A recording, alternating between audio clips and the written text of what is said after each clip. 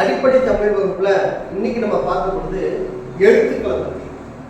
எழுத்து அப்படின்னா அந்த பெயரே ஒரு அறிவியல் பூர்வமான பெயர். அதனாலதான் தமிழ் அறிவியல் தமிழ்னே சொல்றோம். எழுத்து என்ற பெயர் எழுப்பப்படுகின்ற ஓசையினுடைய உருவ குறிப்பு. எழுப்பப்படுகின்ற ஓசையினுடைய உருவ குறிப்பு தான் எழுத்து. அப்ப இந்த எழுத்துக்களை தமிழ் உயிரெழுத்து, மெய்யெழுத்து, உயிர்மெய் எழுத்து அப்படின்னு சொல்லும்போது அந்த உயிர் மெய் என்பது கூட நம்முடைய நடைமுறை யதார்த்தத்திலிருந்து எழுப்பக்கூடிய ஒரு பெயர். மெய் என்பது உடல், உயிர் என்பது உடலை இயக்குவதற்கான ஆற்றல் என்ற தத்துவத்தை அடிப்படையாக கொண்டுதான் இந்த பெயரை வச்சிருக்காங்க. இப்ப எழுப்பப்படுகின்ற ஓசையினுடைய குறிப்புன்னு சொல்லும்போது ஓசைக்குன்னு ஒரு அளவு இருக்கு. அதைதான் தமிழ்ல மாத்திரை அப்படின்னு சொல்லுவாங்க. அந்த அளவை எப்படி கணக்கிடுவது என்றால் கண் இமைக்கும் அளவு, கை நொடிக்கும் அளவு, இந்த அளவை வைத்துதான் ஓசையினுடைய அளவை உணர்ந்து அதற்கான வடிவ குறிப்பை நம்ம பயன்படுத்த முடியும். இப்ப ஆ எழுது அப்படின்னு சொன்னா சார் ஆவா ஆவா அப்படின்னு திரும்ப கேட்கலாம். ஆற்றல் அப்படின்னு சொன்னோம்னா ஆற்றல் சின்ன ஆவா பெரிய ஆவா அப்படின்னு கேட்பாங்க. அப்ப அந்த கேள்விக்கு காரணம் என்னன்னா அந்த ஓசையினுடைய அளவு குறிப்பு தெரியல. அப்ப அந்த அளவு குறிப்பு தெரிந்தால்தான் நம்ம என்ன செய்ய முடியும், எழுத்துக்களை உருவப்படுத்த முடியும். அப்ப அளவு குறிப்பு என்ன? கண் இமைக்கும் கை நொடிக்கும் அப்படின்னா எப்படி? இப்போ உயிர் எழுத்துக்கள் இருக்குன்னு வச்சுக்கோங்க. உதாரணத்துக்கு எழுத்துக்களை தனித்தனியா பார்ப்போம். ஆனா உதாரணத்துக்கு நம்ம பேசுற குறிப்புகள் ஆ ஆ, அதாவது ஒரு நொடி ஒரு இமை பொழுது என்பது ஒரு மாத்திரை. இப்ப பாருங்க, அ இ உ ஏ ஓ இதெல்லாமே ஒரு மாத்திரை. ரெண்டு மாத்திரை ஆ இ உ ஏ ஓ ஐ ஔ இதெல்லாமே ரெண்டு மாத்திரை. இப்ப ஐ ஔ ரெண்டு மாத்திரை சொன்னாலும் அது ஐ ஔ அப்படின்னு ஒரு மாத்திரையாவும் பேச்சு வழக்குல ஒலிக்க முடியும். இந்த அளவு உயிர்மெய் எழுத்துக்களுக்கும் இணைந்து வரும். கா க க கா கி கி உயிர்மெய் எழுத்துக்களுக்கும் வரும்.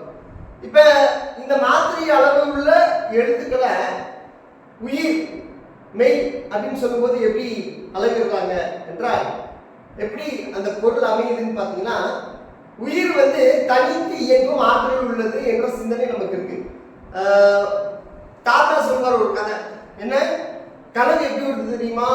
நம்ம தூங்கும்போது நம்ம உடல் இருக்கும், நம்ம உடல்ல இருந்து உயிர் தனியா எழுந்து போயிடும். அது போயிட்டு வர்ற அனுபவம் தான் கனவு அப்படின்னு ஒரு கதை சொல்லுவோம்.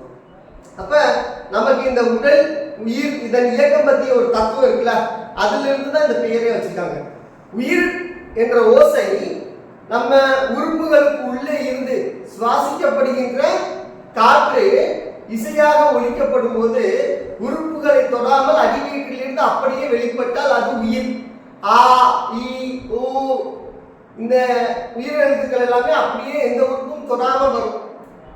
மெய்யெழுத்து அப்படின்னு சொல்லும்போது உடலை தொட்டு வரும், உறுப்புகளை தொட்டு வரும். இக் இங் இச் இக் நெஞ்சில தொட்டு வர்றது, இங் மூக்க தொட்டு வர்றது, ஈ இரு இது தொண்டைய தொட்டு வர்றது. இது எல்லாமே மெய் உடலை உறுப்பை தொட்டு வருது. அதனால இது மெய்யெழுத்து. அப்ப மெய்யெழுத்துக்கான ஓசை என்னன்னா உயிர்மெய் எழுத்துக்களுக்கு உயிரெழுத்துடைய ஓசை தான் ஒரு மாத்திரை ரெண்டு மாத்திரை. ஆனா மெய்யெழுத்துக்கு அரை மாத்திரையை சொல்றாங்க. ஏன்னா அது அளவில் ஒரு மாத்திரை குறைந்து உழைக்குது. அதுக்கு உயிர் இல்லாம அது ஒலிக்கவே செய்யாது. இக்கு இங்குன்னு சொன்னா இக்குனா உங்களுக்கு காப்பட்டு புள்ளி வைப்பாங்க தெரியும். ஆனா பாத்தீங்கன்னா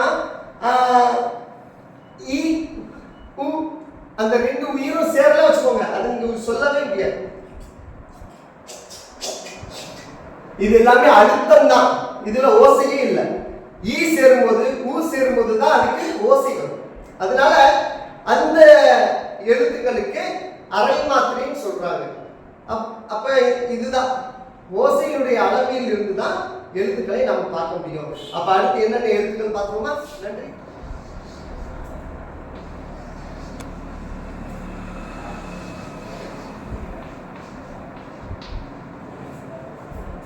ஆ ஒரு மாத்திரை, இ ஒரு மாத்திரை, உ ஒரு மாத்திரை. இத பாருங்க, ஆ இ ரெண்டு மாத்திரை. இப்ப உயிர்மெய் எழுத்துக்களுக்கும் இதே தான்.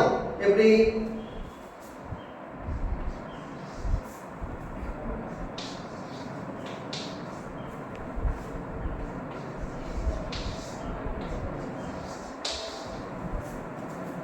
க கா கி கி க கி கா கி ஒரு மாத்திரை, அது ரெண்டு மாத்திரை. ஆனா மெய் எழுத்துக்கள் மட்டும் பாத்தீங்கன்னா அரை மாத்திரை தான். ஏ இப்ப